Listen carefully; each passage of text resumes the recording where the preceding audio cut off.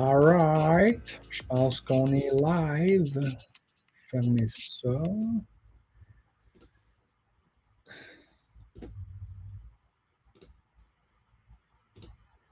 Hey, all right. Bonsoir tout le monde. Bonsoir, bonsoir. Bienvenue à Parlons Varennes. Yes. Là, vous allez voir, on a de quoi de spécial aujourd'hui. Ben oui. Là, on va vous l'arranger pour que vous le voyez comme il faut. Là.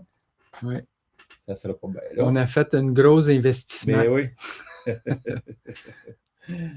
Bon. Oh yeah, check ça. Fait que vous voyez ça. C'est pas beautiful ça? Ouais, c'est merveilleux. Là, on est vrai. Là, on est rendu avec du merch. Puis Ouais. il y a exactement une personne qui nous écoute. C'est bien parti. Mais ceux que ça intéresse, ça va être disponible sur le marché. Si on va s'organiser pour prendre des commandes, ceux que ça va intéresser. Oui. Fait que on va starter ça. Je vais juste prendre 2 secondes pour réexpliquer comment ça fonctionne pour ceux qui nous écoutent pour la première fois. On va on va faire jouer la séance du général du conseil municipal du 5 mai. Puis comment ça fonctionne? On a un bon formule, c'est qu'on laisse la personne qui pose la question, qui est en avant parler. Ensuite, on laisse le maire ou n'importe qui répondre. On écoute. Puis après ça, on passe nos commentaires. On espère, on souhaite qu'un jour, qu'il y ait beaucoup de participants, que les Varennois viennent se joindre à nous, puis qu'on on peut tout explorer les différents sujets, puis pour mieux comprendre qu'est-ce qui se passe à Varennes. Ça, donner nos opinions, tout ça, puis dire toutes les opinions sont bonnes, il faut juste pouvoir les partager, puis c'est dans ce temps-là que ça permet à tout le monde de réfléchir, puis d'avancer dans les sujets qu'on va proposer, de faire votre propre opinion de tout ça. Puis aujourd'hui, on va commencer, vous allez voir, on va faire spécial, là, c'est parce que là, M. Danfous, le maire, a parlé le fameux sondage que 98% de la population à Varennes est heureuse. Comme je disais, nous autres, on est dans le 2% qui ne l'est pas. Mais là, on va vous le faire écouter quand il fait sa présentation au conseil du fameux sondage. Là, après ça, vous allez voir, moi, je vais lui poser une question à propos du sondage, puis on va avoir sa réponse, puis on fera des commentaires. Fait que ça va être un petit peu la différence qu'on va lui laisser faire son speech de début. Puis après ça, on pourra intervenir là-dessus. Là. Puis à la fin, on va juste faire un petit suivi sur la situation avec les éoliennes. Puis, vous allez voir, les éoliennes, quand on est allé à la réunion, j'avais laissé mon adresse email, puis je leur avais posé une question qu'ils ne pouvaient pas me répondre, puis que là, ils m'ont dit qu'ils reviendraient. Mais ils sont revenus avec une réponse qu'on va vous partager tantôt. Yeah, exact. Fait que, here we go. Partir ça.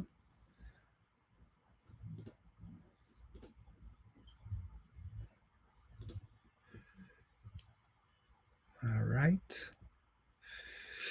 Fait que, here we go.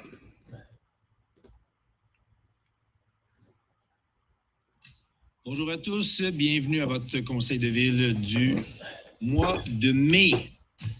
Vous allez me permettre une introduction que j'avais le goût de faire parce que, dans un premier temps, je veux remercier les Varennois parce que lors du sondage que nous avons fait avec Léger, on a eu plus de 845 maisons qui ont répondu.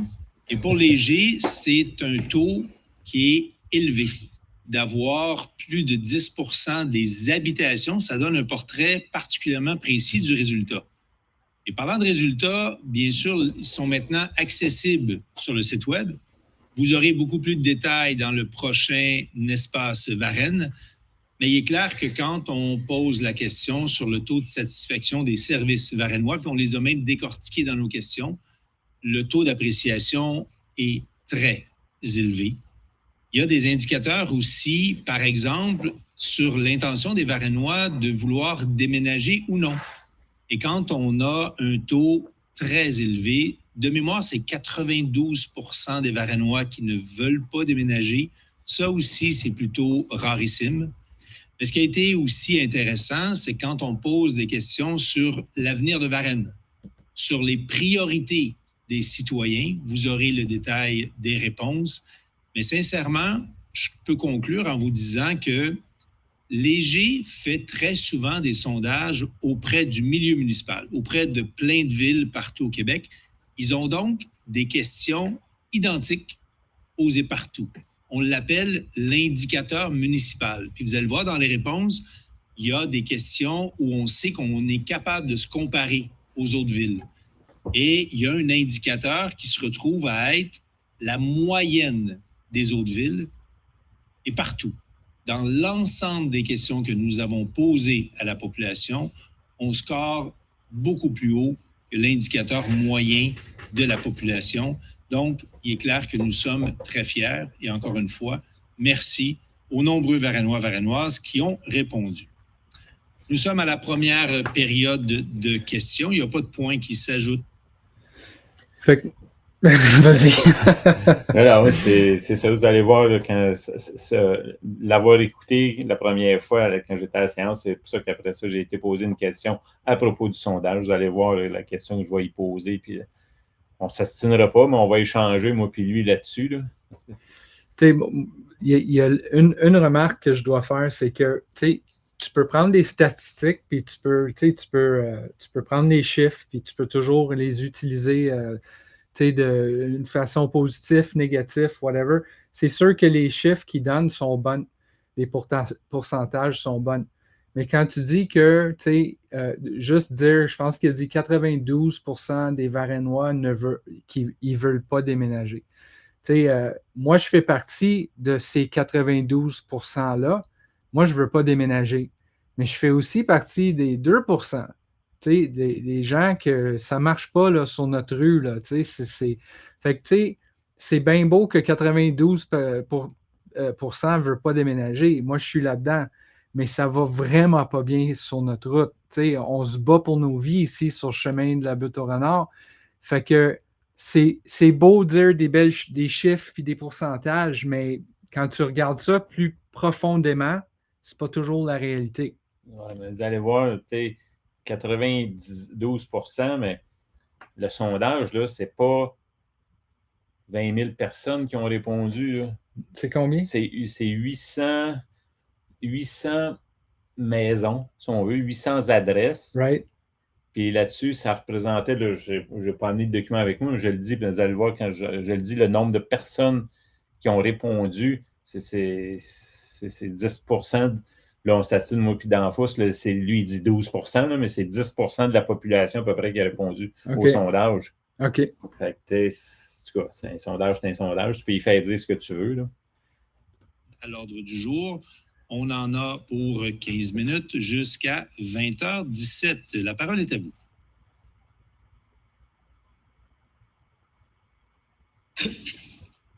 Bonsoir, Manon Provençal. Salut, Mme Provençal. Au point 7, est-ce qu'on peut savoir de quelle rue on parle exactement? En fait, c'est plutôt faire en sorte que le secteur industriel, on se souvient de la rue Vincent-Chornet, oui, soit pas impacté par les distances minimales permises pour un rond-point ou un chemin en impasse. Donc, il n'y a aucune rue résidentielle qui est impactée par ça. C'est davantage de ne pas avoir la même règle du milieu urbain pour le secteur de la rue Vincent-Chornet. C'est tout. C'est que sur on parle de résidentiel. Oui. Dans le règlement. Oui, en fait, on ne modifie pas la distance résidentielle, mais on sort le secteur industriel de la réglementation résidentielle. Est-ce que c'est parce que je ne comprends pas, mais ce n'est pas inscrit nulle part qu'on retire les rues commerciales ou industrielles? En fait, quand on avait déposé le projet à la dernière fois, on avait eu cette question-là aussi. Oui, c'est moi qui l'avais posée. On l'a expliqué.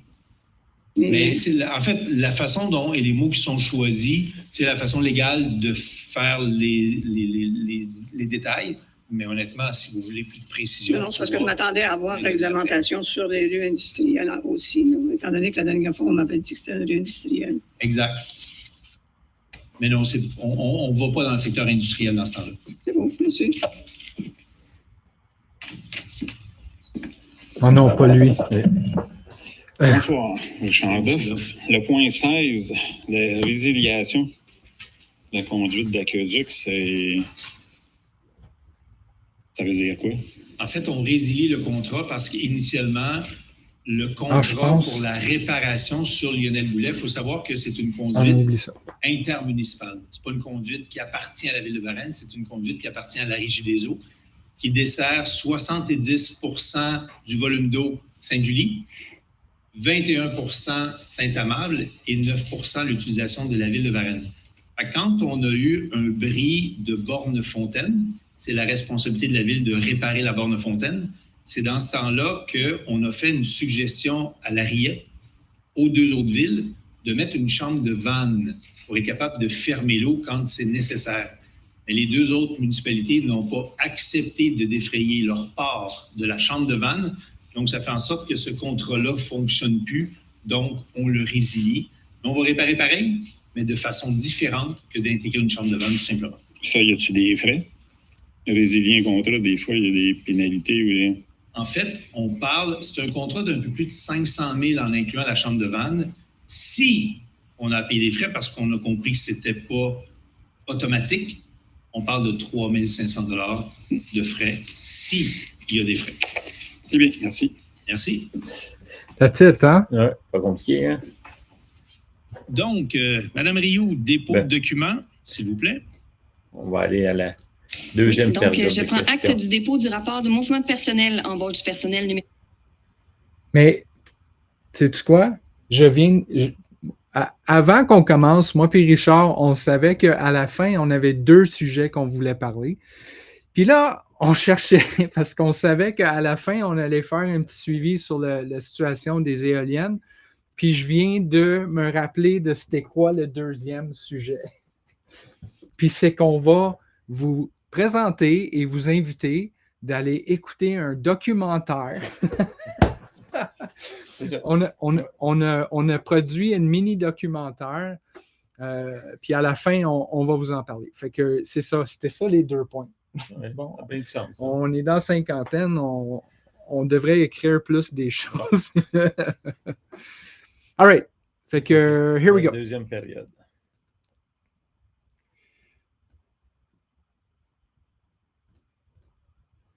Here we go, here we go. OK. Are you ready? Toujours. Deuxième période des questions jusqu'à 21h07. La parole est à vous. Puis attends. On va juste dire que cette séance-là est un peu exceptionnelle dans le sens que c'est Madame Provençal, la légende, elle est toujours là.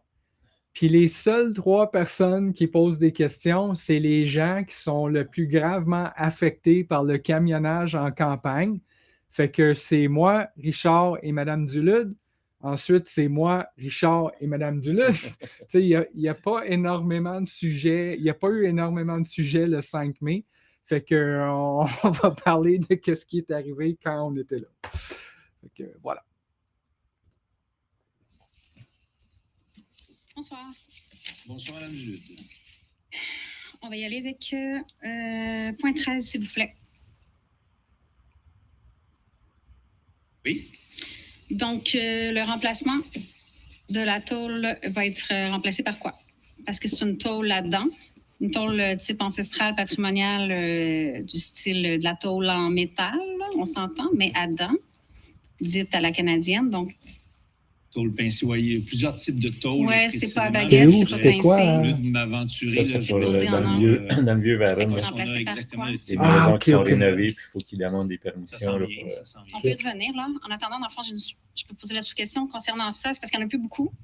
Et à chaque fois qu'il y a des PIA, des demandes de modification d'un bâtiment, dans les PIA qui sont protégés par le répertoire patrimonial de Varennes, les toitures disparaissent, les fenêtres à crémone disparaissent. Puis là, on s'entend que les ouvertures de portes, les fenêtres, les toitures, c'est ce qui fait beaucoup de l'architecture patrimoniale, le caractère patrimonial et tout. Puis je me rends compte que, disons, j'aimerais savoir si dans le comité d'évaluation, il y a du roulement de personnel. Aussi, depuis les 10 dernières années, mettons, au niveau du conseil municipal, est-ce que c'est toujours les mêmes personnes? Puis au niveau de la ville aussi, là, des employés de la ville, c'est toujours les mêmes personnes qui sont sur chaque comité? Parce que le comité de démolition, ça fait des années qu'il y a les mêmes. Celui-là, il y a En fait, léger roulement, mais pas beaucoup. Il y a un roulement. De là à dire beaucoup, la réponse est non. De là à dire qu'il n'y en a pas, la réponse est non plus. À toutes les élections, il y a des changements de gens parce que les membres du conseil veulent aussi explorer d'autres types de comités. La population, c'est la même chose. Il y en a qui sont stables, il y en a qui sont là, je pense au CCU, il y en a qui sont là depuis plus longtemps, mais il y a quand même de nouvelles personnes qui s'ajoutent. Mais face à la protection du patrimoine bâti, quand on a une maison centenaire à Varennes, bon, surtout dans le vieux Varennes, il y a une préoccupation qui est grande. On subventionne, mais quand on arrive dans les ouvertures, vous l'avez mentionné, les fenêtres, les portes et les toitures, quand on a une toiture en tôle, les gens vont devoir changer pour une toiture en tôle. C'est pour ça qu'on vient. C'est pas ce qu'on voit, hein, je vous rassure, là. C'est vraiment pas ce qu'on voit. Combien de fois j'ai vu du bardeau, là? J'ai pas dit partout, on est d'accord. Dans le vieux. Mais il y a des travaux qui ont été faits depuis très longtemps et qui, malheureusement, quand il y a du bardeau, nous, on est là depuis 16 ans. Si les travaux sont faits depuis 30 ans, ils veulent changer leur existant. Ça devient plus difficile pour nous d'imposer la tôle parce qu'il y a une différence énorme dans le coût. Mais là, si je reviens à votre première question, non, la différence est grande là, dans le coût entre le bardeau d'asphalte et la tôle, surtout dans les maisons ancestrales. Puis je peux vous en parler, là, j'ai eu une maison ancienne. Est-ce qu'on a plus de détails sur le type de tôle? C'est effectivement remplacé par la tôle pincée. Merci. Merci. Commentaire? Commentaire, c'est ça. Ça, c'est une situation bien qu'on voit à Varennes, là, puis dire ce que Mme Dulude amène, c'est un point qui est vrai, puis la réponse de Danfous, c'est ça. C'est ceux qui ont rénové, parce que ça, c'est que le règlement avait été changé, c'est au début que Danfous, quand il est devenu maire, que là, si tu avais un toit de tôle puis tu voulais rénover, il fallait que tu changes ta couverture, il faut que tu remettes ce qu'il y avait au moment où tu fais ta demande. Si c'était de la tôle, tu es obligé de remettre de la tôle. Okay. Mais ceux qui avaient déjà rénové, qui avaient enlevé de la tôle pour mettre du bardeau d'asphalte, ben, eux autres, ils ne sont pas obligés de remettre de la tôle, ils remettent du bardeau parce que c'est ça le matériau qu'il y avait au moment de la demande. OK. Fait qu'il n'y a pas il n'y a pas une loi qui t'oblige. C'est une maison patrimoniale. Il faut que tu demandes le permis à la ville, le PCCU. Ça, il faut que ça soit révisé par le comité, justement, vu que c'est une vieille maison qui est. Parce qu'il y a une liste de maisons à Varennes, là, patrimoniale. Là. Right. Fait que si ta maison est là-dessus, tu ne peux pas faire ce que tu veux avec quand tu rénoves. Est-ce que tu savais que ma maison est considérée une maison patrimoniale ici? Ici, oui. Oui. Oui. Je sais, ils m'ont appelé. Les gens qui, tu sais, ils donnent des ateliers, le MRC de tous les secteurs. Là. Puis pour les gens qui ont des maisons patrimoniales, ils t'offrent des ateliers à comment embellir et entretenir et rénover ta maison patrimoniale. Puis ils m'avaient contacté, puis ils m'ont expliqué que j'avais une maison de 1850, tout ça. Mais qu'à cause que, v'là 20 ans environ, la fondation a été changée, modernisée, là, juste à cause de ça, parce que c'était modernisé de même, que ma maison était comme un patrimonial, mais catégorie C ou quelque chose de même. C'est trop moderne pour être un A, parce qu'il y a eu trop de modernisation. Ça, c'est juste la cave. Oui, je sais, mais c'était ça qu'ils m'ont dit. Comme votre maison, c'est rendu catégorisé. Je pense qu'ils m'avaient dit C. C'est quelque chose de même. Anyway, c'est juste une petite parenthèse. Fait qu'on continue.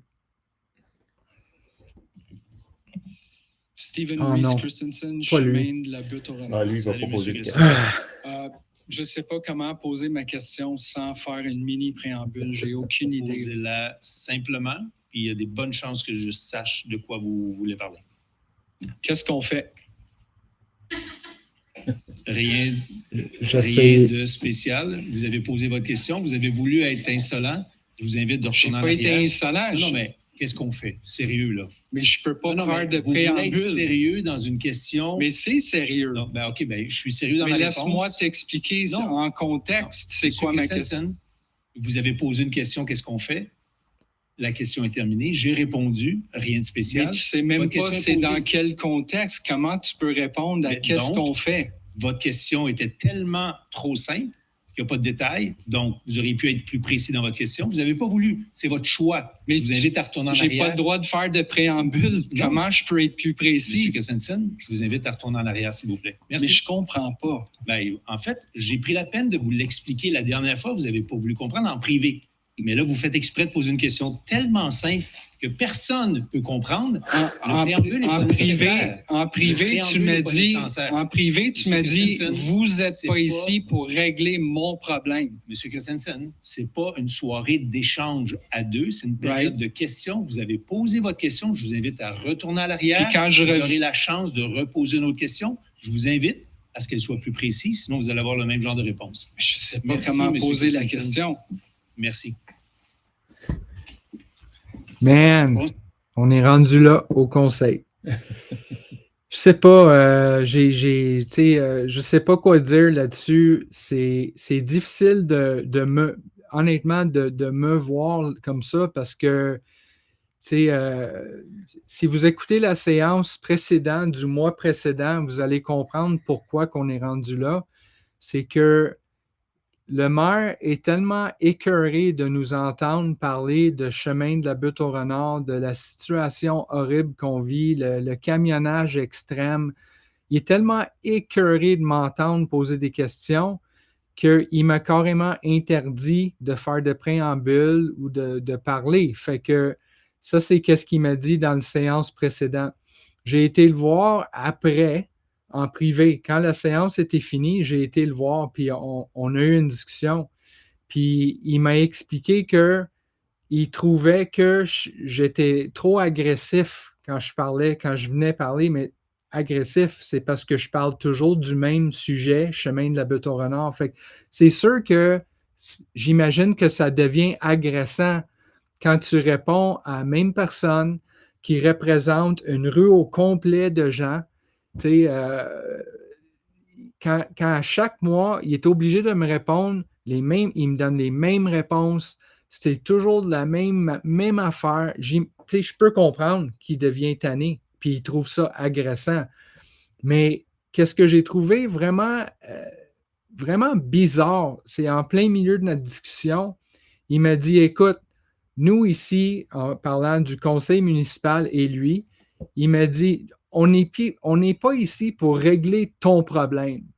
Mais c'est parce qu'il sait très bien que quand je suis là, puis que je pose des questions, puis parce que c'est la seule place qu'on peut aller, il y a nulle part d'autre qu'on peut aller poser des questions, puis essayer de régler des choses à Varennes, c'est que, tu sais, en me disant, on n'est pas ici pour régler ton problème, je trouve que c'est ignorant un peu dans le sens que il sait que je suis là, je parle d'un problème qui affecte plein de familles, du monde en retraite, des enfants, du monde qui vit l'enfer à cause du camionnage en campagne, mais de toujours essayer de me mettre dans un coin comme si je suis le seul chialeux qui a un problème avec les camions.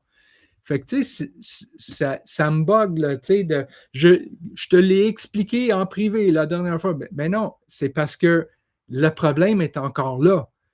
Tu sais, je peux amener l'autre point aussi. OK, oui, Steve, il pose la question, bon, qu'est-ce qu'on fait? Pas de préambule, tout ça, out of nowhere. Mais avez-vous bien remarqué que la réponse à Danfous, c'est quoi? À rien. Il sait très bien pourquoi Steve est allé là, puis il sait très bien pourquoi il a posé la question qu'est-ce qu'on fait. Il savait très bien en arrière que c'était à propos des camions. Mais lui, sa première idée, là, la première phrase, le premier mot qu'il dit, rien. Ouais. On fait rien. Ouais. Fait que le message est clair, là, mais là, il fait sa grosse sémantique là, qui explique là, vous avez niaisé, bon, OK. Mais c'est ça, moi, que j'ai retenu le pire de ça pour cette situation-là, c'est que lui, sa réaction première, comme je répète encore, on fait rien. Mais là, c'est quoi sa job, là? C'est de rien faire comme maire. Quand il y a un problème, on fait rien. Quand il n'y a pas de problème, mais là, il fait tout. Je sais pas, là, puis là, c'est une guerre d'ego entre lui et Steve. Puis, Ouais, mais là, ça, c'est le bout que je trouve bizarre, un guard ego. Je rentre là-dedans, puis j'ai 0 ego. Je sais plus juste quoi faire. Je sais plus quoi dire. Je sais plus quoi faire. Parce que, tu sais, à un moment donné, il faut que le monde, il faut que le conseil, il faut que le maire réalise que le problème est là. Le monde ne peut pas vivre comme ça, là. Fait que, tu sais, moi et Richard, on est en train de se battre, on représente tout le monde sur notre rue, puis on est en train de se battre pour le monde parce que personne d'autre se bat. Tu sais, on est là, s'il vous plaît, est-ce que quelqu'un peut essayer de nous aider? Il n'y a même pas une comité, il n'y a même pas une personne à la ville qui cherche une solution pour des gens qui doivent encaisser 400, 500, là c'est 500, là, c'est quelque chose, le 500 semi-remorques qui pèsent 70 tonnes, qui passent en avant de nos maisons là, chaque jour. Puis, tu sais, on pourrait en parler tellement longtemps de tout ça. Puis, on en a parlé tellement dans d'autres épisodes. Fait que, anyways. C'est ça. C'est juste, on voulait ça, là, on veut que vous portiez attention. C'est quoi? Oui, je suis d'accord un peu avec le maire. Il pose sa question, pas de préambule, mais moi, vous allez voir, moi, je vais poser des questions, puis je peux donner des préambules, je peux jouer avec quelqu'un de nouveau, peut donner un préambule, il n'y a pas de trouble. Mais Steve, il l'empêche totalement. Fait que Steve, OK, il dit, on fait quoi? Mais moi, j'aime beaucoup sa réponse. On fait rien. Fait que ouais, puis quelque chose qui est le fun, c'est que quand je reviens, dans ma tête, je me disais, je vais juste parler, je vais expliquer ma question, puis on va voir s'il m'arrête, parce que j'ai pas le choix. Si tu veux que le monde comprenne ta question, il faut que tu parles un petit peu. Fait que, anyway, tu vas voir au deuxième, je trouve que ça fonctionne mieux. Richard Duff, Butte Renard. Moi, je reviens du sondage que vous avez parlé tantôt. Oui. J'ai fouillé là-dedans. J'y ai répondu. Je fais probablement partie du 2 là, qui est pas nécessairement heureux. Là, ils nous parlent qu'ils ont fait, je passe ma question, ils ont envoyé dans 8587 ménages, puis ils ont eu une réponse de 842 résidents. Exact. Ça représente à peu près 9 des ménages qui ont répondu au sondage. 8800, c'est plus que 10. Mais continuez. 9, 10. Là. Fait que là, je me suis posé la question, ça m'a coûté combien ce sondage-là? De mémoire, c'est autour de 20, 23, 24. 24 quoi, 1000? La réponse de 10 de la population, on dépense ça pour, après ça, dire que ça va très bien. Mais M. Duff, quand on fait un sondage, quand Léger ou toutes les autres firmes de sondage sondent pour les dernières élections, ils ont besoin d'un nombre X pour être suffisamment précis. Ils ne sondent pas l'ensemble de la population canadienne fois 38 millions de personnes ou 50 millions. Ils ont un aperçu, ils sont capables de faire des projections, mais dans notre cas à nous, avec 11 ou 10,5 on a un taux de réponse important selon Léger. Là, je vous répète juste ce que Léger dit, pour avoir une qualité de réponse suffisamment précise, pour avoir une bonne orientation de l'intérêt des gens et surtout du niveau de satisfaction. Il y a des villes qui le font tous les ans avec Léger. Et nous, de mémoire, là, je pense que c'est la première fois en 16 ans où on demande à Léger de poser des questions à la population. Puis ça, c'est dans le but de... Ça vous permet... Moi, j'ai regardé les résultats de ça. Oui. Puis ça vous permet de mieux régler vos problèmes, régler les problèmes, d'offrir au monde, aux citoyens, les services qu'ils veulent. L'avenir aussi. Là. Non, exact. Ça donne plein de réponses. Okay. C'est très utile, mais ça, on l'analysera finement, mais en même temps, ça donne un indicateur du niveau de satisfaction de la population, ce qui est indéniable. Vous avez le droit de ne pas être d'accord avec les résultats. Non, je ne veux pas dire que vous avez une position qui est peut-être différente, mais vous êtes dans le 2 mais c'est correct. Vous avez le droit, c'est tout à fait légitime. Mais il n'y a pas beaucoup de gens insatisfaits, c'est ce qu'on comprend dans le sondage. OK. Mais il y aurait eu une question intéressante à savoir si c'était possible qu'on ait une source d'eau potable à Varennes. C'était pas dans le sondage, ça. Vous seriez étonné du faible taux d'intérêt, mais reste que je comprends votre intérêt, qui est le même depuis très, très longtemps. Mais la réalité, c'est que ce n'était pas une question qui était souhaitée par les membres du conseil. L'eau, je ne demande pas l'aqueduc, je demande juste l'accès à de l'eau potable quand je suis mal pris. Avez-vous des nouveaux? Ça a-tu bougé? Okay, ça, c'est différent que de poser une question d'avoir accès à l'eau potable dans le rural, dans le sondage. Vous comprenez que c'est très différent. mais on avait des options. Mais là, je suis obligé de me retourner vers le directeur général parce que les contacts avec notre service, autant du génie que des travaux publics, je n'ai pas les conclusions ou les développements dans ce dossier-là. Monsieur Bélanger. L'enjeu reste le même, à savoir si on peut s'assurer la conformité du contenant ou des contenants que vous utiliserez pour transporter l'eau. De notre côté, on est en train d'évaluer quel point d'accès d'eau pourrait être permis pour certains citoyens. L'enjeu légal reste quand même. Ça, c'est toujours un peu la responsabilité de la ville qui pourrait rester à être mise en cause. Mais sur le fond, c'est vraiment de s'assurer la conformité des contenants que vous utiliseriez si jamais il y avait un enjeu de contamination qui ne serait pas du côté de la ville, mais du moyen de transport d'eau de chacun des citoyens. Mais vous ne contrôlez pas non plus où on met l'eau. Là, vous voulez contrôler la qualité du contenant qu'on va le transporter, mais si chez nous, mon puits est contaminé, vous ne le savez pas, moi, je me réveille demain matin puis j'ai une contamination. Mais la ville n'est pas propriétaire de votre puits. Elle n'est pas propriétaire du contenant non plus. Exact. Et on va attendre. Merci, M. Doff. Vous avez vu que Danfos m'a laissé plus de latitude que Castille. Là. Mais le sondage, là, il part, puis il raconte ça, puis il parle de ça. Mais là, il parle des sondages que les partis politiques font pour les élections, tout ça, où souvent, c'est des firmes de sondage, ils font des sondages pour les partis politiques, au niveau comme pour les élections, mais c'est les journaux qui veulent ça, c'est les radios, les TV qui veulent avoir des sondages, là. Fait que c'est eux autres qui payent pour ça. Nous autres, on se retrouve à la ville, on paye. J'ai juste 23 000 à peu près. Là. Des peanuts, ça, inquiétez-vous pas. Mais là, moi, ce que je vois là-dedans, il se fait faire un sondage, c'est drôle, l'année d'élection. Parce que vous savez qu'à l'automne, on va avoir des élections municipales. Fait que là, dans le fond, il se fait payer pour son parti par la ville, il se fait payer un sondage. Comme là, qu'il va l'utiliser après ça, vous allez voir, il va en reparler de son sondage jusqu'au mois de septembre, mais qu'il y ait les élections, inquiétez-vous pas.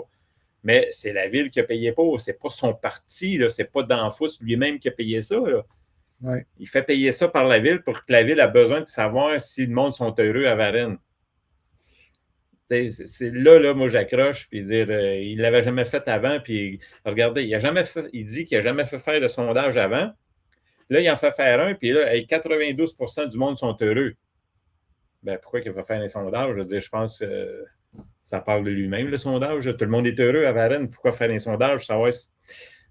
moi, c'est ça, là, il se fait faire ça cette année, il s'en va à une élection. En tout cas, c'était mon commentaire là-dessus. Puis pour finir, j'ai fait une petite balle courbe pour le propos de l'eau. Vous avez vu le DG. Mon intention, c'était pas de le mettre en boîte, là. C'était pas de rire de lui non plus. Mais quand il m'explique le plus sérieusement du monde que le problème qu'il y avait, c'était le contenant qu'on transporte l'eau avec, que si c'est contaminé, la ville ne peut pas être responsable. Oui, mais c'est parce que quand on a commencé à demander pour avoir accès à de l'eau potable, on demande juste avoir accès à une source d'eau potable. Tu l'avais dit depuis le début, ça doit faire 1 an que Richard il a dit faites-moi signer un décharge. C'est aussi simple que ça. Je prends de l'eau ici et vous n'êtes pas responsable si jamais c'est contaminé. Point, fini, réglé. Mais ça doit faire littéralement des années que ça traîne. Là, ça fait 1 an qu'on parle de ça, de l'eau. Là, exact. Puis vous voyez, là, il ne travaille pas là-dessus parce que là, il est coincé. Moi, je pose la question. Là, il répond, là, c'est le contenant. Mais quand j'y parle, oui, mais si mon puits est contaminé, puis je mets l'eau dedans, puis là, après ça, je me retrouve avec... dans le fond, comment qu'on va savoir qu'est-ce qui a contaminé l'eau? Il faut que ça arrête à un moment donné. C'est à mes risques et périls. Là, si je vais chercher de l'eau à la ville, je la mets dans mon puits, puis je décide de la boire.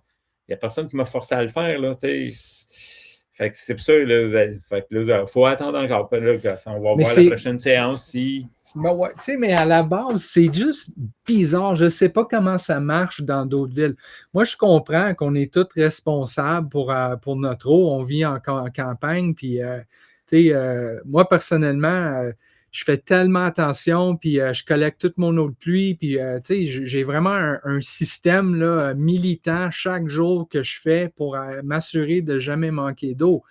Mais si ça arrive que je manque d'eau, si ça arrive, ben, la seule et unique solution que j'ai, c'est d'appeler quelqu'un à Varennes que je connais, aller parker ma remorque là avec mon gros 1000 litres vide, mettre la hose dedans devant leur maison, puis en passant, je pense que la loi dit que tu n'as pas le droit de laisser des remorques dans la rue à Varennes passer une certaine heure. J'ai un ami qui a une ticket dernièrement pour ça.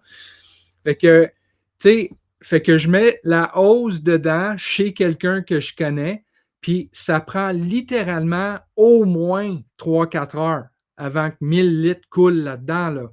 Fait que, tu sais, je sais pas, là, me semble qu'une ville devrait juste nous donner une source d'eau potable. Voyons donc, Colin, au garage municipal, je sais qu'il y a une borne juste là. J'ai été une fois au début. Puis, oui, mais il l'a dit.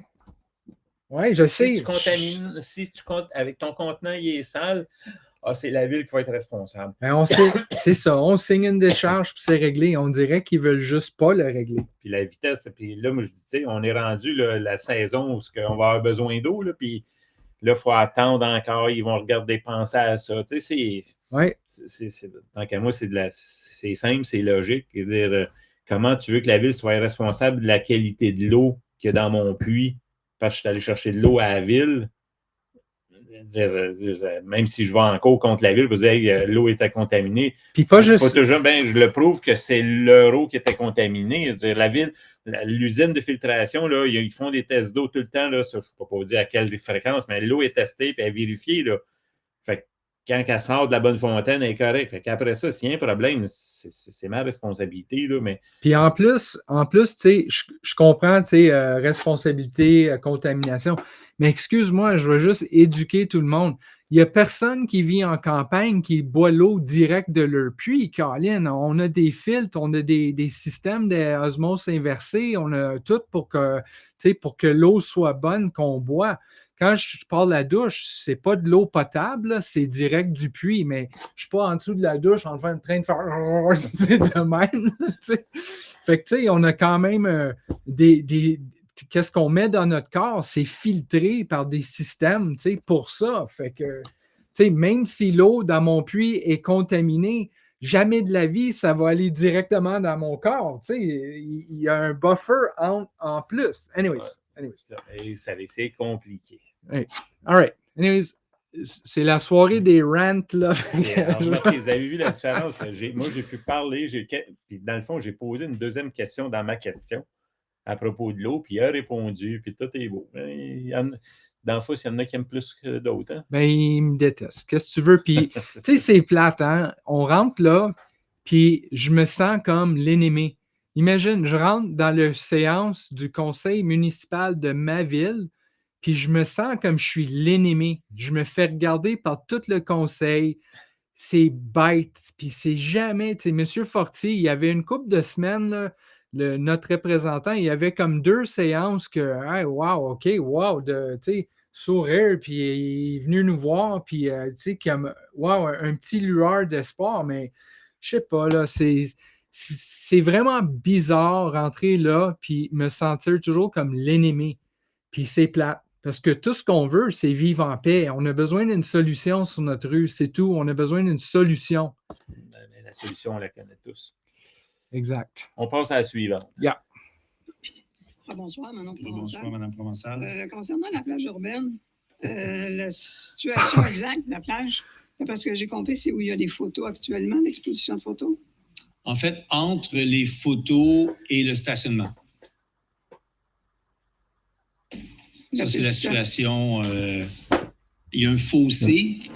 Où il y a les photos, il y a un fossé qui traverse le parc au complet. Oui. C'est à peu près le début à cet endroit-là où on a un brise-glace. C'est pas mal le début jusqu'à l'entrée de l'autre fossé où il y a un petit pont vers les tables de pique-nique. Oui. C'est cette zone-là. OK. Entre la passerelle de bois et la piste cyclable. et le pump track, si vous voulez, là, dans ce coin-là. Exact. Ça, c'est la zone précise. On avait parlé de déplacer le pump track aussi. Ça fait partie des plans. Pour un carré de sable géant, là. On va faire un carré de sable géant. Une litière, autrement dit, une litière extérieure. Quelle est votre question, Mme Provençal? Hey, c'est une légende. Je voudrais savoir à quoi ça va servir exactement, puis l'achalandage que ça va amener, étant donné que déjà le stationnement est limité lors des grandes activités. Bien, lors des grandes activités. On est d'accord. Lors des grandes activités, il y a une affluence importante. Les gens vont jusqu'au cimetière pour se stationner. Mais ça, on n'aura jamais un stationnement assez grand pour être capable de répondre aux grandes activités. C'est impossible. Non, mais en faisant une plage urbaine, ça va attirer des gens de l'extérieur. Vous reconnaissez ça aussi? Bien, honnêtement, on souhaite que ce soit principalement les Varennois. Mais si le parc de la commune étant accessible à tous, on ne peut pas contrôler, puis ce n'est pas notre objectif de toute façon non plus. Mais on veut principalement que ça serve aux Varennois. Mais la nécessité de ça vient de quoi exactement? Ben, on n'a pas accès à l'eau. L'eau n'est pas potable, on ne peut pas se baigner. On est d'accord. Non, mais c'est pas... Quand on parle de plage urbaine, elle a raison. Les gens peuvent aller se baigner dans le fleuve. On le voit à Sorel, on le voit à Contrecoeur, on le voit dans le Vieux-Port. Ça sert absolument à rien. On le voit aussi à Repentigny, où la plage urbaine est très populaire, mais ça ne nécessite pas d'amener les gens à aller se baigner dans le fleuve. Ça, on ne va pas là. C'est beau, merci. Merci à vous. La litière à chat. Oui, c'est vraiment un gros carré de sable. C'est très drôle, Colin. C'est ça, c'est un exemple de... les autres font ça, puis ça marche, puis nous autres, on va le faire aussi. Puis, je sais pas, moi, bon, je ne suis pas amateur de plage là, en partant, là, mais moi, une plage, pourquoi tu appelles ça une plage, puis il n'y a pas d'eau? C'est juste quoi, faire accrocheur puis attirer le monde. C'est un carré de sable. Elle l'a dit en partant, c'est un carré de sable. C'est ça que ça va avoir l'air d'un carré de sable dans le milieu de la part de la commune. Mais personnellement, je peux voir comment ça pourrait pogner. Là, c'est comme, juste, imagine, la famille, tu amènes les enfants, les serviettes, dans le fond, tu fais à semblant que tu es sur une plage. Non, mais c'est vrai. Okay. Tu amènes le parasol, le pique-nique, les enfants jouent dans le sable. Puis je sais, il y a des parcs avec du sable, mais c'est que plage urbaine. Fait que tu fais semblant que tu es sur une plage, puis ça fait un petit vibe d'été. Puis, moi, personnellement, je laisserais la parc de la commune telle qu'elle. Ça, c'est moi personnellement. Je trouve que c'est tellement unique d'avoir cet espace-là, grand ouvert de même. Puis je trouve ça, personnellement, je trouve ça inutile aussi. Mais ça va se faire. Ça va se faire. Okay. Fait que je sais, moi, je suis confiant que ça va pogner. Si je me souviens bien, c'est quoi? C'est 800-900 000 que ça va nous coûter, là, cette affaire-là? Sérieux? Tu vas aller pique-niquer. Tu vas pique-niquer sur le gazon et tu amènes ton parasol pareil. Là, ça va marcher, mais en tout cas, ça... Non, mais c'était juste cute de... quand c'est son carré de sable qu'elle dit, puis non, mais c'est pas.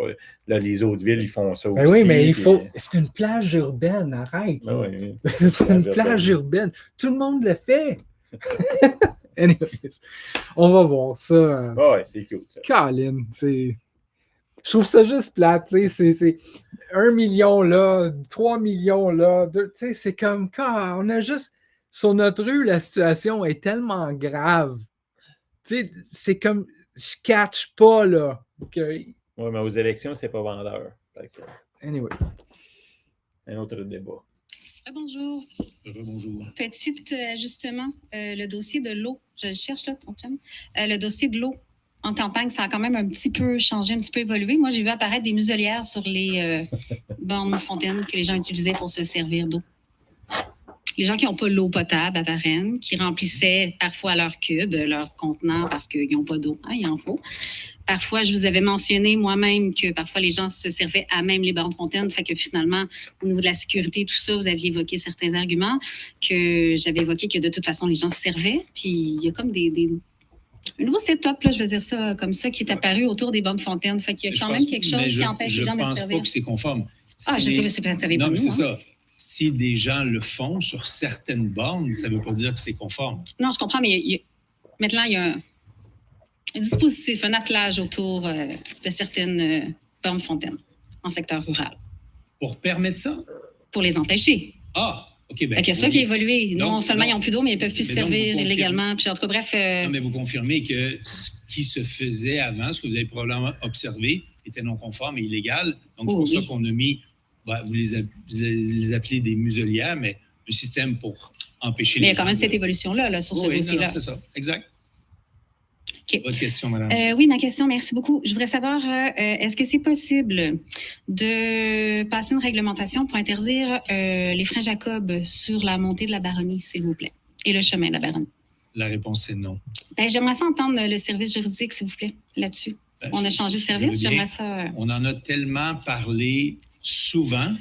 Non, mais je vais laisser la parole à Mme Rioux avec plaisir. Mais sans préambule, si possible, parce que je ne veux pas me voler du temps aux autres. Ce n'est pas un préambule, c'est une réponse à votre question. J'aimerais ça entendre une autre réponse que la vôtre. La vôtre, je la connais, là. Sauf que la différence, c'est que c'est moi qui est président de l'Assemblée et vous devez vous adresser à moi.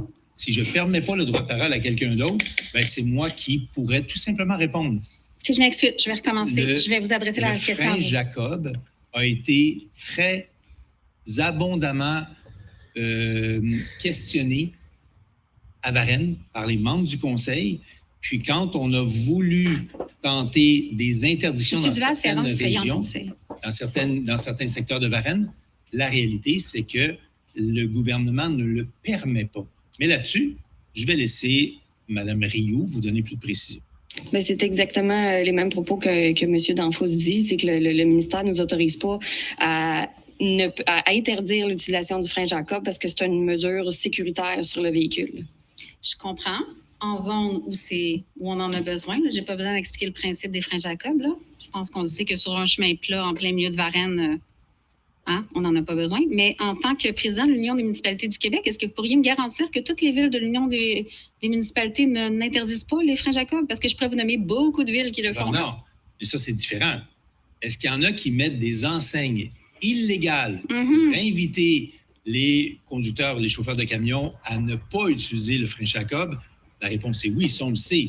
Mais est-ce que c'est légal de faire ça? La réponse est non. Donc, nous, on ne mettra pas d'enseigne illégale parce que ce n'est pas permis d'interdire l'utilisation du frein Jacob, puisque c'est un frein de sécurité, de nécessité. Non, mais je vous dis. Là, vous ne ferez pas sans. Je veux dire, c'est le dossier de l'heure, là. Arcan en parle, tout le monde en parle. Les fameux camionneurs de l'Ontario qui nous foutent, qui nous pourrissent la vie, qui n'ont pas de permis. Moi, je vis avec eux autres à tous les jours, là. Je comprends. Fait que moi, les Jacob, à 4 h du matin, à 2 h du matin, à 5 h du matin, tu as l'impression qu'une mitraillette qui sonne chez vous, c'est ordinaire. Mais pourriez-vous au moins mettre des panneaux à un endroit stratégique, logique, puis pas à 10 mètres avant le stop, parce qu'il est comme un peu trop tard, là. Mais pas d'interdiction de frein Jacob, là. Bien, réduire le bruit au minimum à la bonne place, ça serait pas pire. C'est bien entendu. Merci. Les fameux freins Jacob, mais quand elle parle de l'eau, là, vous avez vu que la ville, je me souviens, c'est l'automne passé qui avait parlé de ça, qu'il y avait du monde qui allait chercher de l'eau aux Bonnefontaines, pas loin de chez eux, tout ça. Alors, regardez, gars, c'est déjà réglé, la ville a tout réglé ça, ils ont mis un harnais par-dessus, que là, il y a juste les pompiers qui ont accès pour défaire le harnais puis pour se plugger. Ça n'a pas été vite, ça n'a pas été long, là. Il n'y a pas eu besoin de mois et de mois puis d'avis juridiques pour faire ça, là. Nous autres, on demande accès à de l'eau. Eh bien, là, ça prend des mois et des mois et des mois, puis des avis juridiques par-dessus avis juridiques. Vous voyez, deux pas, deux mesures, puis ça montre bien que quand c'est une priorité, là, il est capable d'aller vite. Mais quand ce n'est pas une priorité, ben oui, on va regarder ça, oui, on va voir. Puis c'est la même façon que les freins Jacob, qui disaient là, on ne peut pas faire ça, c'est le MTQ qui contrôle ça, blablabla. Je suis camionneur, je me promène partout, là, ça arrive sud, rive nord, Montréal, puis un paquet de places. Puis oui, il y a des places qui a des panneaux qui mettent interdiction des freins Jacob, tout ça. Mais ça fait, moi, la réaction que j'ai à ça, bon, oui, je sais bien que je n'aurais pas de ticket par rapport à ça parce qu'ils n'ont pas le droit de faire ça. Mais le fait de voir la pancarte avec une interdiction de Jacob, ma première réaction, moi, je regarde mon tableau de bord puis je regarde voir si mon bouton est on ou off pour les freins Jacob. Ça me fait juste allumer là, à ça. Là. C'est sûr qu'il y a tout le temps des crétins qui vont les laisser dessus et qui aiment ça faire du bruit. Là.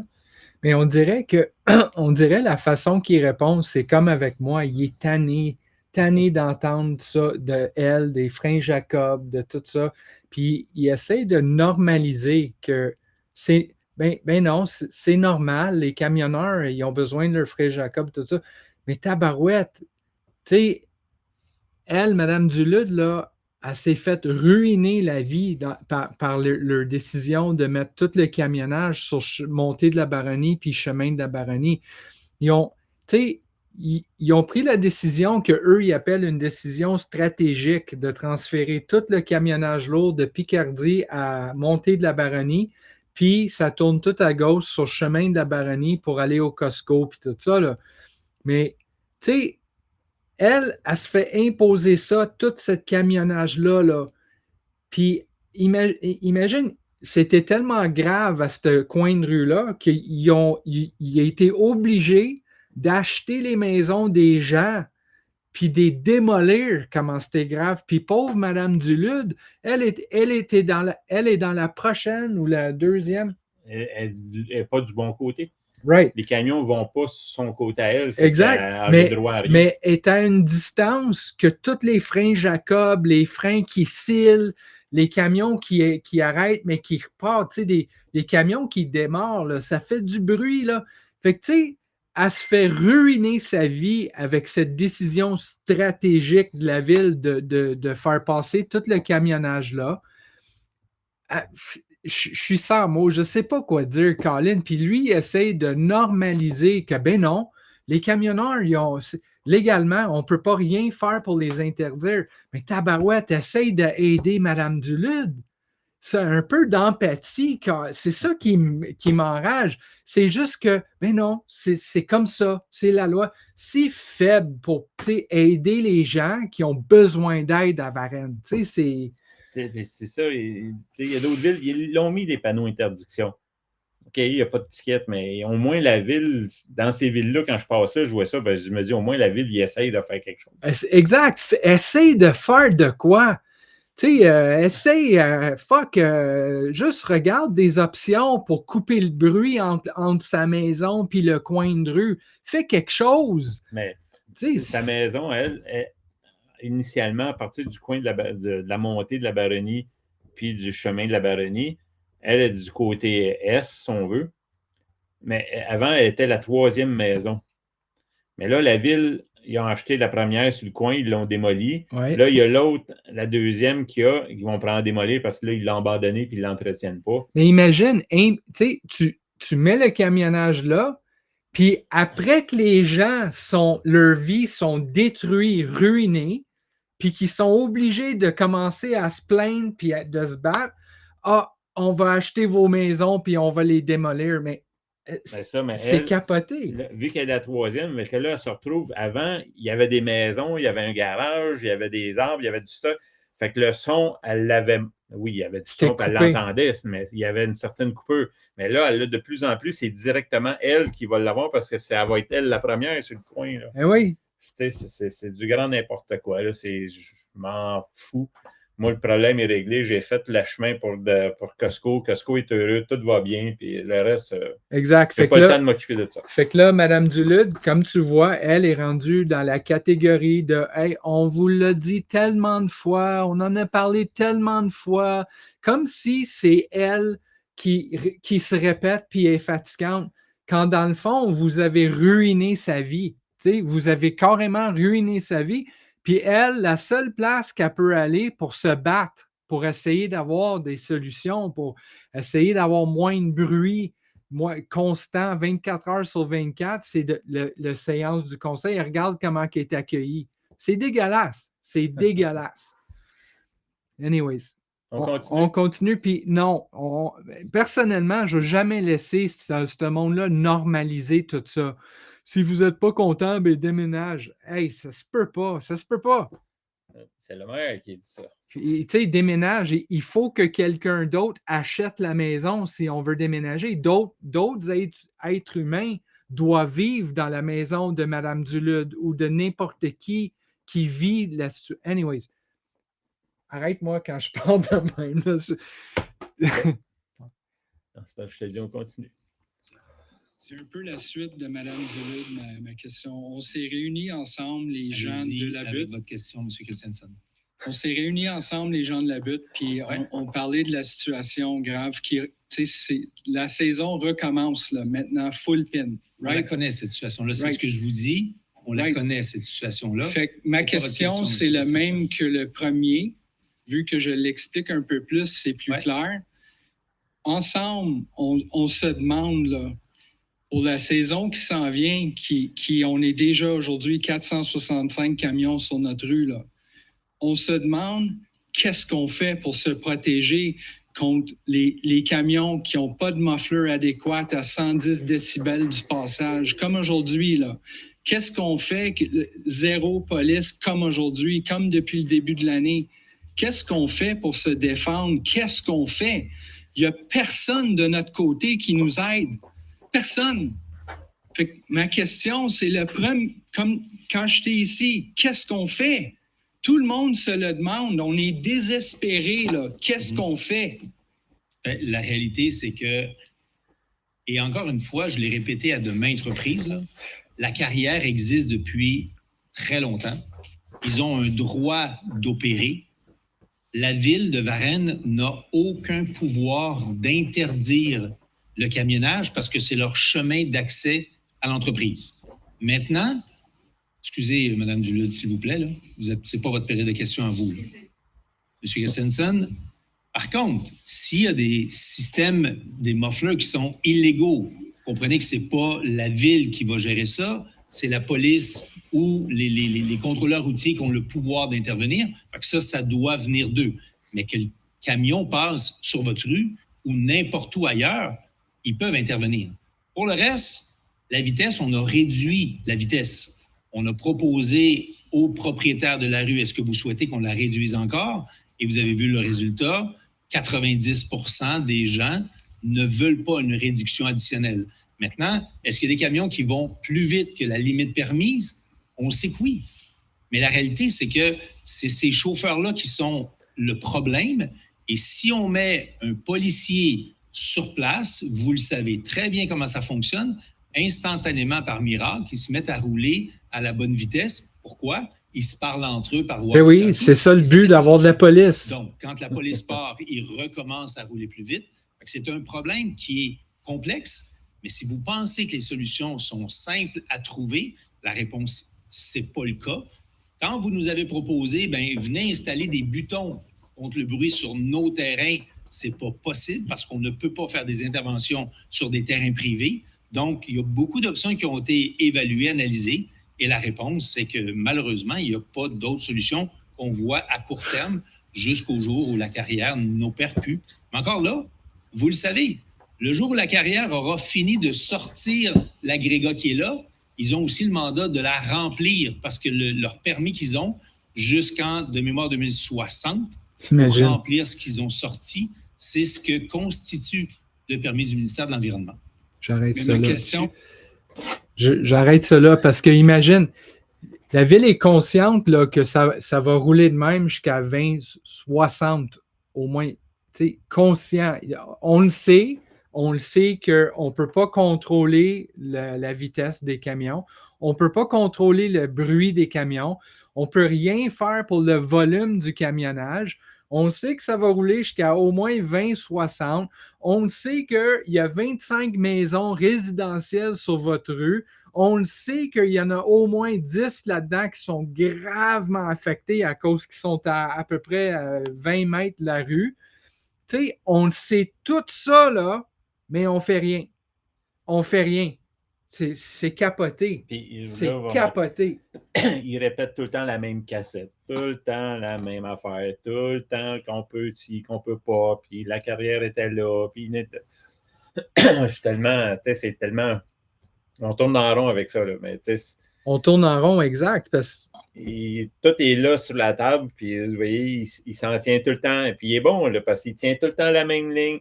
Il dit les mêmes phrases aux mêmes places, il y a tout le temps la même affaire, il ne se trompe pas, il ne s'enfarge pas. C'est ça. Puis nous autres, on reste avec le problème. Là. C'est des réponses de politiciens. Exactement. C'est des réponses de politiciens. Il y a zéro humanité là-dedans. De savoir que des citoyens à Varennes vivent la misère totale, puis de ne rien faire, puis de parler comme ça, là, de parler comme si tout ça, c'est juste normal. Ça se peut pas. Ça se peut pas qu'une ville soit... Ah, j'ai pas de mots pour ça. Ça se peut pas savoir qu'il y a un méga problème de même, puis d'essayer de normaliser. C'est ça qui... C'est ça sa job.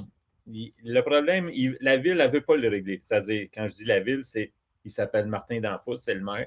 Lui, il ne veut pas le régler, le problème. Puis il y a ses raisons qu'on ne connaît pas.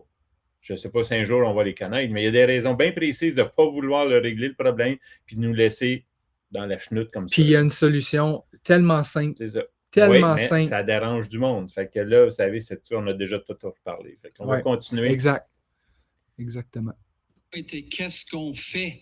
Non, mais nous, qu'est-ce qu'on fait pour se défendre contre ça? Je ne vous donnerai pas des réponses de ce que vous devez faire. Moi, je reçois la question comme qu'est-ce que la ville va faire et non ce que vous, chacun des citoyens, là, que vous habitiez là ou que vous habitiez n'importe où, c'est les choses que vous voulez changer. Chaque individu a le pouvoir de changer ce qu'il a le goût de changer, là. Ça veut dire, si tu n'es pas content, déménage. C'est les individus sur la rue qui ont le contrôle du camionnage extrême. C'est pas du tout ce que j'ai dit. Mais je ne comprends pas. J'ai posé une question. Qu'est-ce qu'on fait pour se défendre? Ça, c'est moi personnel. Je parle de tout le monde. Non, mais vous tout faites le monde porte-parole. Tout le monde est affecté. Tous les gens de la rue, parce que vous venez de me dire dans votre intro, vous vous réunissez. Oui. Là, vous êtes, devant moi, à me poser une question. Oui. Vous aviez le choix d'acheter sur cette rue-là ou de ne pas acheter. C'est toujours vous avez le choix de quitter ou de rester, mais ça, c'est votre prérogative. C'est pas la ville qui va décider. Juste que tu saches, parce que tu as dit j'ai le choix de rester ou partir, à cause que c'est tellement inhumain et invivable, ma conjointe déménage le 1er juin. Fait que je vis déjà les conséquences de mon choix. Elle déménage parce que c'est invivable. Il n'y a rien à faire contre du camionnage comme ça. Il n'y a aucune mesure que nous, dans nos maisons, peut prendre, sauf des affaires comme des écouteurs insonorisés. Mais les vibrations font tout trembler. Il n'y a rien à faire. Vous avez une résidence qui est près de la route, fait que c'est encore plus complexe. Exact. Fait que si tu veux me cibler devant tout le monde ici, ça c'est une chose, mais ça affecte au moins 60 personnes sur notre rue. Mais je le sais depuis des années. C'est pas la première fois qu'on nous parle de ça. Lorsqu'il y a eu les travaux de Turcot, vous n'étiez même pas là. Imagine, les gens vous avez laissé ça passer sur la rue. Mais imagine. On ne peut pas empêcher. On ne peut pas empêcher le camionnage de la carrière. Quand on veut, on peut, juste pour que tu saches. Là. La réalité, c'est que c'est non là-dessus. Si vous êtes convaincu que c'est possible, dites-nous comment. Dites-nous comment. Là-dessus, M. Christensen, ça prend juste une route de contournement, c'est tout. C'est aussi simple que ça, puis vous le savez. On l'a tenté. Vous le savez. On l'a tenté à 3 reprises et ça a été refusé par... Ça, c'est de la bullshit, tenté à 3 reprises. Excusez, madame. Je vous invite à aller vous placer en ligne si vous voulez poser une question. Pourquoi ça ne pose pas? Est-ce qu'on va là-dedans encore? Ou... Non. Moi, je pense que, gars, c'est... La voie de contournement, c'est la solution. Là, c'est rendu qu'il dit qu'il y a 3 fois qu'ils ont essayé. Gars, lui, il n'a pas essayé 3 fois. Là. C'est parce que quand tu creuses dans... tu sais, comme les 3 fois qu'ils ont essayé, c'est quand tu creuses, puis on n'ira pas là-dedans ici maintenant, encore une fois, parce que ça va prendre trop de temps. Mais écoutez qu'est-ce qu'on va vous en parler à la fin, mais écoutez le mini-documentaire qu'on a produit, puis ça va vous aider à mieux comprendre la situation. C'est tout ce que j'ai à dire. Okay, here we go. Bonsoir. Richard Dorf, But au renard. Oui. On parle justement de solutions au problème, la voie de contournement. Puis, à plusieurs reprises, vous avez parlé que vous aviez reçu une pétition vous enjoignant à ne pas faire ça parce que j'ai la pétition dans mes mains, puis j'ai fait le calcul, il y a 42 personnes qui l'ont signée. Puis sur les 42, il y en a 12 qui sont sur la coulée. Les autres, puis quand on parle de 12 sur la coulée, là, c'est des propriétaires de terre à bois, là, c'est pas des résidents. Là, ça veut dire... Ils débouchent sur la montée de Baronnie. Oui, bien, sur la coulée, là, qui sont directement sur la coulée. Là. Ouais. Fait que c'est 12 versus les 20, 25 résidences qu'on est sur la butte, soixantaine de personnes, là, vous avez 12 propriétaires, là, 12 qui ont signé. Fait que ça, si je comprends bien, là, ça, c'est plus pesant que nous autres. En fait, ce qu'on a répété, c'est pas une question de poids, là. C'est pas qui est plus pesant que d'autres. C'est qu'on a répété, et je vais le répéter encore une fois, on ne déplacera pas un problème pour satisfaire des gens au détriment au détriment des autres. Donc, dans ce contexte-là, c'est sûr qu'on le dit et on le répète, on ne fera pas ce changement-là. Puis je vais le répéter encore. Ça, la position du Conseil, elle est claire. Et on reviendra plus... Être unanime. Tout le monde est d'accord avec ça.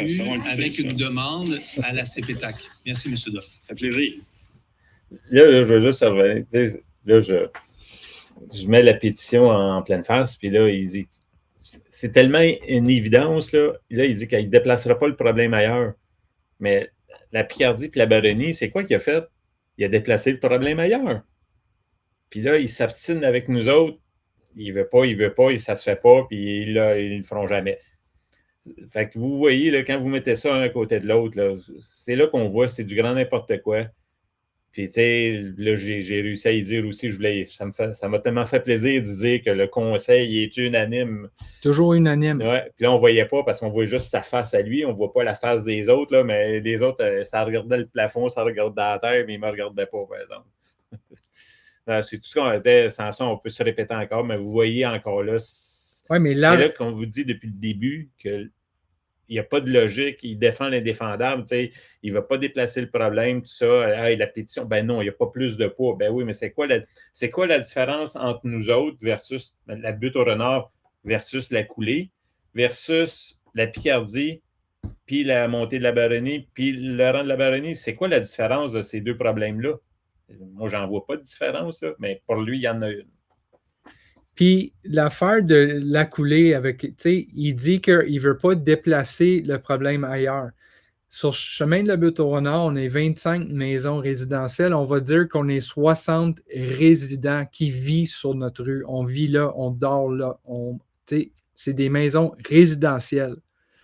Les propriétaires qui ont signé le pétition, qui ne veulent pas que ça passe sur la coulée, c'est des terres à bois. C'est des boisés. C'est un forêt. Il n'y a personne qui vit là. Fait que les gens, puis je comprends, les gens qui ont les 12 propriétaires ne veulent pas que le camionnage commence à passer là. OK, parfait. Mais il faut y aller avec la logique de le monde que leurs vies sont gravement affectées, là, qui vit sur la butte. C'est là que c'est indéfendable. Ça ne se peut pas. Puis la solution que la Ville a proposée 3 fois au CPTAC, blablabla, tout ça, là, si la Ville est si convaincue là, que c'est la solution, l'affaire qu'ils ont proposée 3 fois, mais le CPTAC, ils ont dit non, ce n'est pas la bonne solution. C'est de passer par montée de la Baronnie et d'écouler. Ça, c'est la solution. Le CPTAC le dit à la Ville. Si la Ville est si convaincue que la solution, ce n'est pas ça, bien, tabarouette, va en appel avec le CPTAC, battez-vous, faites de quoi? Tu sais, j'ai appris que le CPTAC, vous avez le droit d'aller en appel, c'est illimité, il n'y a pas de limite. Si tu as une cause puis tu veux te battre, c'est illimité. Tu peux aller en appel contre leur décision. Mais si la Ville est si convaincue là, que leur trajet optimal, c'est la solution, ben fuck, réouvre le dossier puis allez vous battre. C'est ça qui est le plus frustrant. C'est comme ils disent que ça, c'est la solution, mais ils ne font rien. Ils ne font absolument rien. Ça fait du bien, hein? Ben, ça fait du bien. Je suis tanné de répéter tout ça. C'est comme tout ce que je dis, je sens quand ça sort de ma bouche, c'est la pure logique. Mais astique, regarde, on se bat contre ça. Non, c'est normal, jusqu'à 20-60, vis comme ça. Oui, c'est comme, voyons donc. On va être mort avant ça.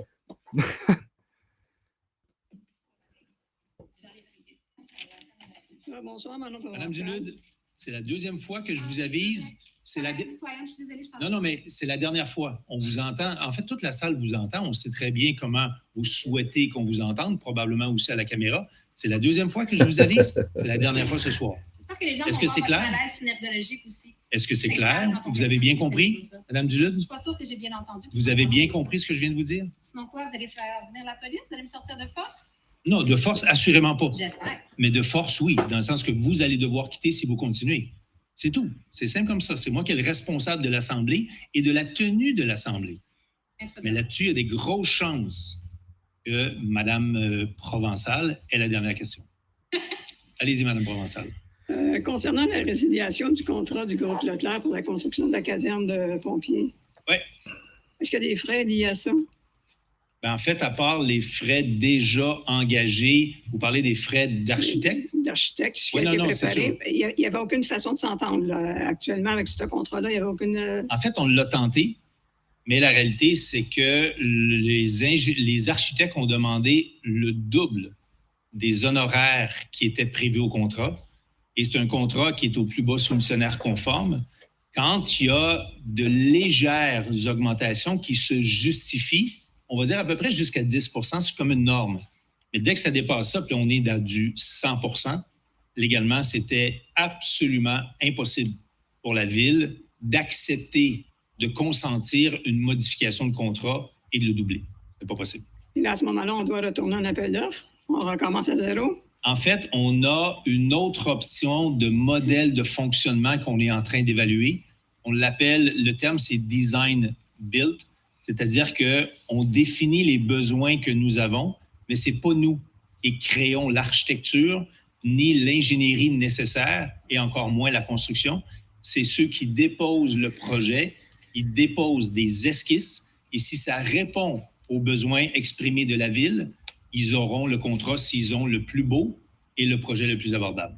Mais ça, jusqu'à date, là, ça a coûté combien pour la reconstruction de la caserne? Parce que là, on a démoli. Oui, en fait, on a eu des frais litigieux aussi. Il y a eu des choses en cours qui sont réglées sur le contrat avec Leclerc. Non, mais il est clair qu'on a des frais qu'on a assumés jusqu'à présent. Ils avaient fait à peu près 90 % de tous les plans d'architecture et d'ingénierie. Donc, il y a eu des frais qui ont été avancés. Le montant exact, j'ai de mémoire alentour de 250 ou alentour de ça comme frais. Et les frais totaux étaient alentour de 700 000, mais incluant, pendant la construction, la surveillance des travaux. Puisqu'il n'y a pas de construction, ce montant-là de surveillance des travaux ne se fera pas, donc on n'a pas à le payer. Mais il demandait le double du 700. Mais étant donné que les coûts augmentent presque tous les jours, là, maintenant, c'est on est conscient de ça. Ça peut nous coûter très cher. On avait parlé de combien à l'origine? En fait, ça dépend de quelle origine on parle, mais les premiers chiffres qui ont été publics, c'est alentour de 12-13 millions. Oui. Et les derniers chiffres du projet actuel dépassaient les 20 millions. Pour le conseil, c'est trop. Donc, il faut trouver une autre formule. On a quand même, et là, j'y vais de mémoire, je pense que c'est 5,8 millions de subventions. Ça, on a eu la confirmation que la subvention est maintenue, peu importe le modèle qu'on choisira. Mais la réalité, c'est que ce soit dans ce projet-là, que ce soit dans n'importe quel autre projet partout, il y a des hausses qui sont significatives, puis malheureusement, Varennes ne passe pas à côté de ça. Puis il n'y avait aucune façon, comme je vous dis, de concilier avec le contracteur actuel. Je vous ai dit qu'on a essayé. Mais la réalité, c'est qu'entre essayer puis réussir, à l'intérieur des paramètres légaux dans lesquels on peut fonctionner, malheureusement... Mais ça se basait sur quoi? Des spécifications qui étaient trop exigeantes? Ou, non, sur le temps qu'ils ont consacré pour faire les plans. Ils voulaient le double d'honoraires. Mais ça, est-ce que c'est suite à des demandes de changement de la Ville ou c'est simplement une demande initiale? Il y a en fait très peu eu de demandes de changement, mais ça faisait en sorte que la structure était complexe, les demandes étaient complexes, mais ils avaient quand même déposé un appel d'offres avec un montant fixe. Ce n'est pas un pourcentage du coût de construction sur lequel ils ont dû soumissionner. C'est un montant fixe. Fait que normalement, tu t'en tiens à ton montant fixe, mais eux ils justifiaient toutes sortes de frais additionnels, mais auxquels on était en désaccord. On n'a pas été capable de s'entendre. Il faut s'attendre à payer encore plus cher pour la prochaine caserne. En fait, c'est ce qu'on ne souhaite pas, justement. Mais c'est ce qui va arriver de toute façon, tout le monde le comprend. On pourra en reparler quand ça sera en construction puis quand on aura terminé ce que ça coûtera. Mais ce qu'on savait, c'est que le dernier projet était trop onéreux pour nous. Merci.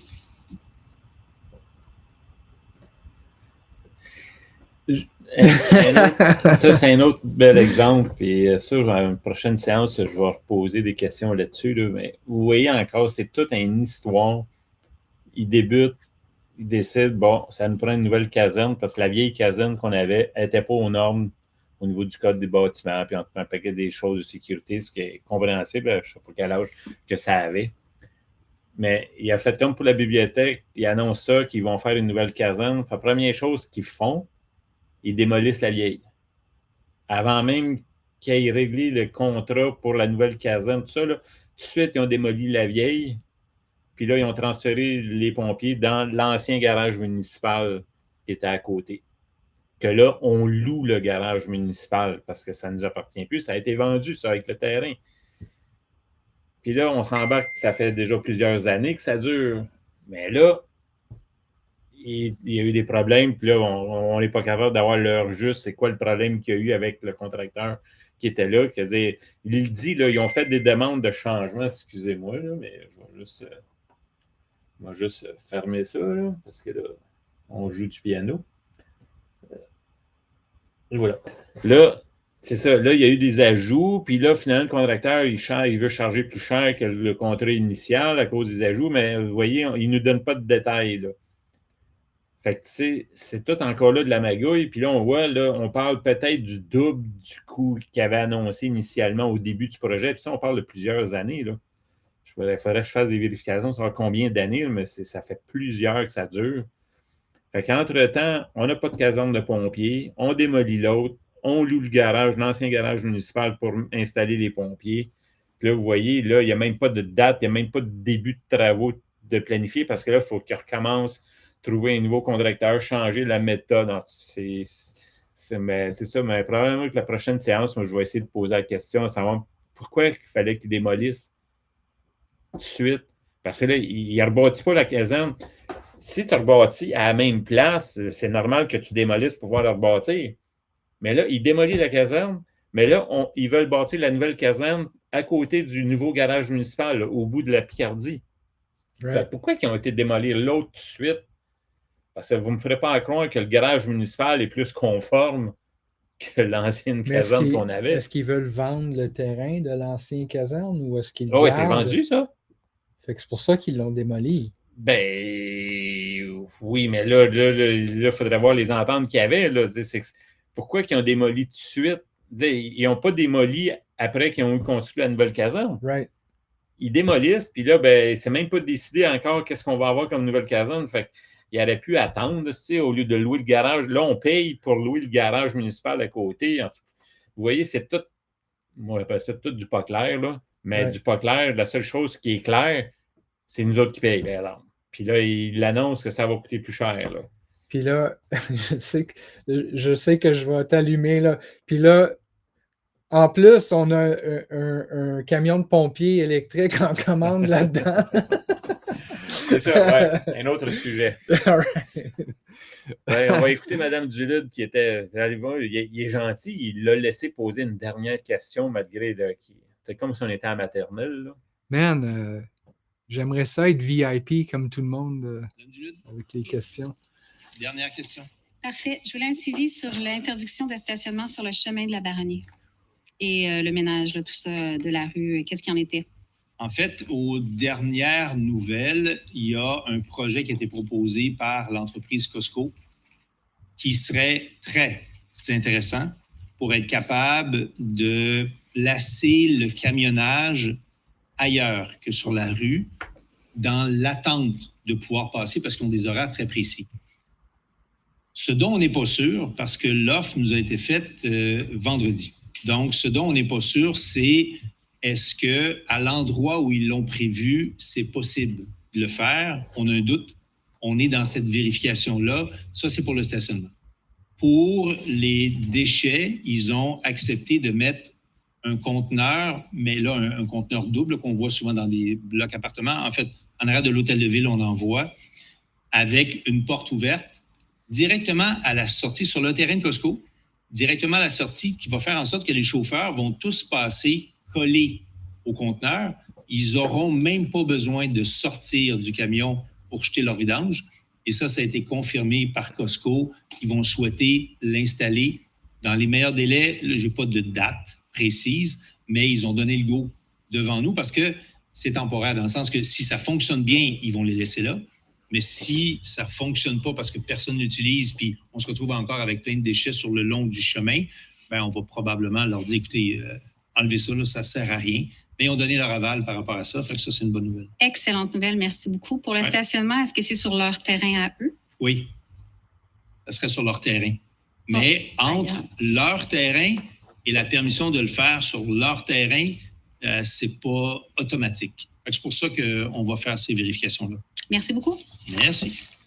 Là, si je peux me permettre, voyez-vous, donc, là, il y a un problème avec Costco, les camions, tout ça. La ville, la rencontre Costco, ils travaillent ça, tout est beau, puis on trouve des solutions, puis ça... Nous autres, de notre côté, la ville, elle ne rencontre pas des mix, elle ne rencontre pas Beauval, puis elle ne veut surtout pas nous entendre parler du problème. Oui.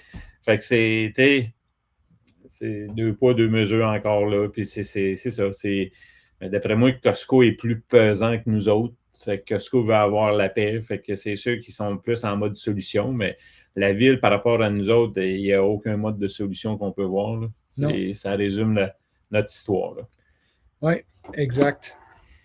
Fait que ça, c'était la séance du mois de mai. 5 mai. Ouais. On va enlever ça.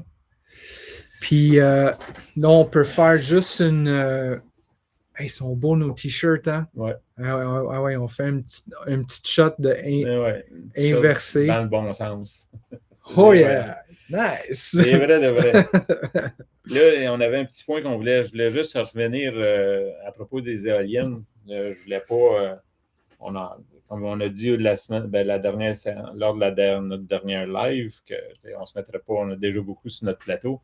Mais je voulais juste faire un petit suivi parce que quand j'étais allé à la rencontre, j'avais sorti, moi, c'est-à-dire j'avais posé une question à une madame, puis elle ne pouvait pas me répondre, mais si je laissais mon email, qu'elle était pour m'envoyer une réponse. Fait que c'est ça que j'ai fait. Fait que je vais vous lire ce qu'on a reçu. Vous allez voir, c'est très, très spécial. Moi, j'avais posé la question, quelle est la différence entre le 1500 mètres versus le 750 mètres de distance séparatrice? Ça, là, c'est ce que je vous avais parlé, c'est que une maison en campagne, comme nous autres sur la butte, tout ça, l'éolienne, elle peut être placée à 750 mètres de notre maison. Mais si je demeure en ville, c'est 1,5 km.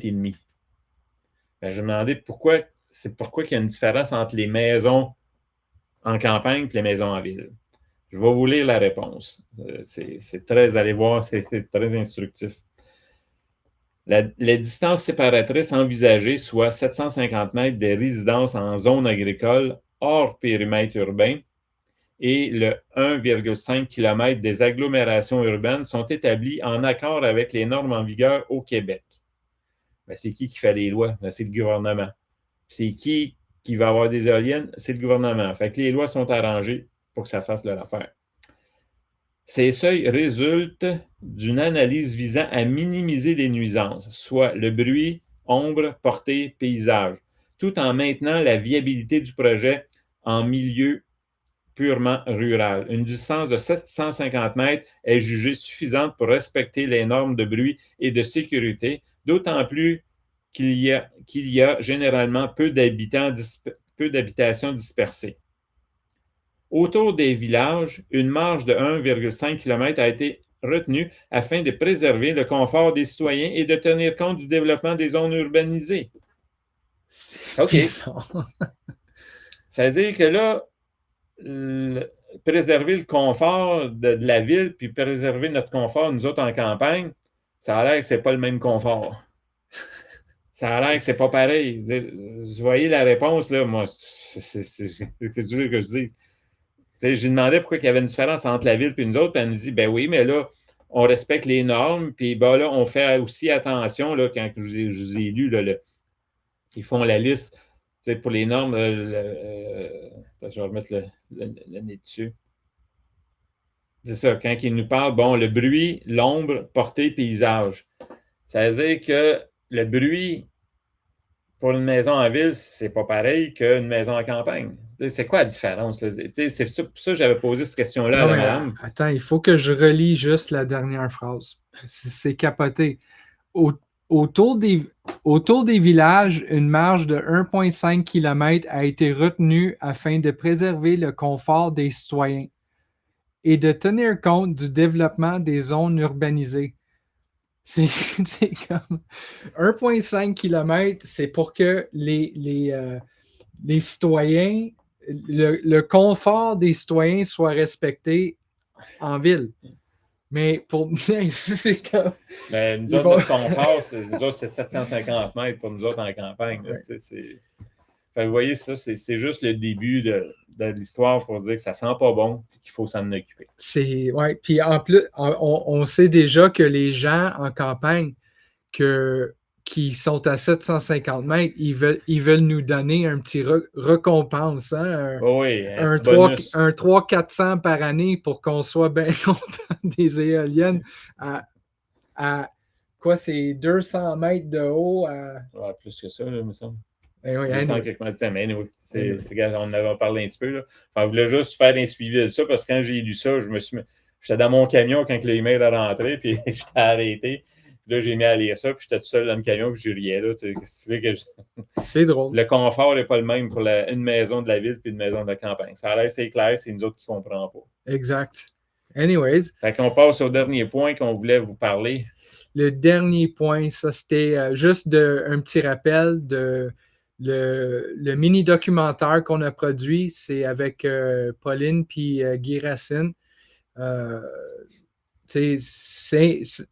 Si vous voulez comprendre la situation sur notre rue, c'est la meilleure chose à écouter, de juste l'écouter attentivement, d'écouter qu'est-ce que Pauline dit versus la situation réelle versus qu'est-ce que le maire dit. Puis c'est bien présenté, c'est fair pour tout le monde, puis vous avez les réponses, vous allez comprendre. Puis, vous allez être en mesure de tirer vos propres conclusions exact. Par rapport à la situation. Puis oui, c'est 45 minutes, 40 minutes. Ouais, c'est assez long, mais vous prenez le temps de l'écouter. Puis là-dessus, vous avez un résumé de la situation.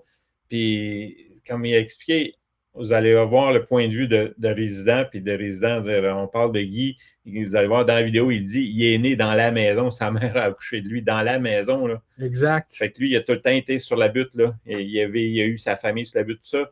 Fait que vous allez voir les autres, ce que le couple ils disent, des problèmes qu'ils vivent. Vous allez avoir la réponse de Danfos. Vous allez avoir les questions comme moi je pose, que Steve pose. Puis vous allez voir les réponses de Danfos. Fait qu'après ça, tirez vos conclusions. Puis vous allez voir une bonne idée de. Puis ça, c'est accessible. Sur cbrvarenne.com. Je vais juste mettre ça dans le chat. Je n'avais pas dit ça au début, Caroline, de nous envoyer des petits messages, voir c'est qui nous écoute. Ça, c'est le lien dans le chat que je viens de mettre vers le site web de CBR, Chemin de la Butte au Renard Varennes, cbrvarenne.com. C'est là que vous allez trouver le mini-documentaire. Puis,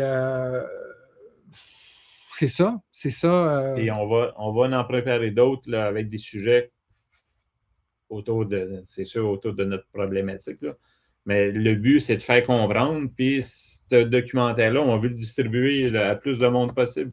Genre dans les journaux, les journalistes, on va voir, là, on va faire le tour de tout ça pour faire. Moi, je pense que la vidéo, le documentaire, là, nous permet de voir l'ensemble du problème. Puis, vous allez entendre un paquet de choses. Puis tirez-en vos conclusions. Si vous avez des commentaires à faire, gênez-vous pas non plus. Là. Exact. On est là pour ça. Puis là, je vais mettre dans le chat aussi.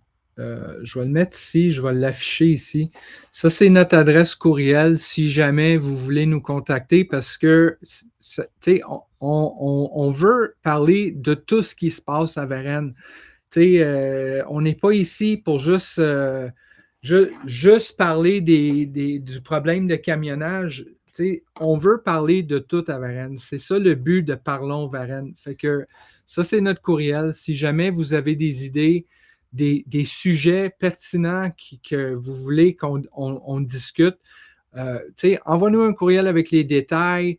Vous pouvez même participer si vous voulez, comme un meeting Zoom, être live avec nous autres, ou juste rester dans le chat, puis envoyer vos commentaires, vos questions. On veut que ça devienne plus interactif. Ce soir, c'était notre premier live public. Ça, c'est notre deuxième live. On en avait fait une privée. Puis là, c'est notre premier live public. Fait qu'on apprend encore à comment tout ça fonctionne. Mais on est très positif dans le sens que vous voyez comment ça marche au conseil. On rentre là, on pose une question, un mois passe, il y a rien, pour nous, en tout cas, il n'y a rien qui se passe. On retourne là, un mois passe. C'est comme, on a besoin de briser cette cycle-là. On a besoin d'un espace pour que les informations se partagent, les vraies informations se partagent. Puis, c'est ça qu'on essaye de faire avec Parlons Varennes. C'est le but de tout ça. C'est en plein ça. Je ne peux pas rajouter beaucoup plus que ça. C'est de susciter un endroit où ce qu'on peut venir discuter. On parle de la litière à chat, de la plage urbaine. On parle du poste de pompier, de la caserne, tout ça. Puis, il y a d'autres sujets qu'on va amener là. Qu'on va aux séances, on pose des questions. Fait qu'après ça, ça nous permet de continuer la discussion sur Parlons Varennes. Fait que gênez-vous pas pour nous envoyer vos opinions, tout ça, puis dire on travaille avec ça. C'est ça le but c'est de susciter des réactions puis d'en discuter parce que vous voyez qu'au séance du conseil, il nous a bien avertis. C'est pas une séance de discussion, c'est pas une place où on va échanger. On pose une question, puis il peut répondre ce qu'il veut, puis on ne peut pas dire que c'est pas correct. On ne peut plus intervenir après. Fait que, il n'y a pas de discussion possible avec le maire, vous l'avez remarqué. Là. Je ne vous apprends rien. Là. Exact. Fait que sur ce, ben, bonne soirée à tous. Puis, on se revoit pour la prochaine séance. Exact. Ou s'il y a des méga nouvelles à Varennes, quelque chose, là, on va essayer de faire des lives spontanés des fois. Là, mais à suivre. C'est beau. Ben, bonne soirée. Merci à tous. Comment ça marche, cette affaire-là? Là? C'est fini.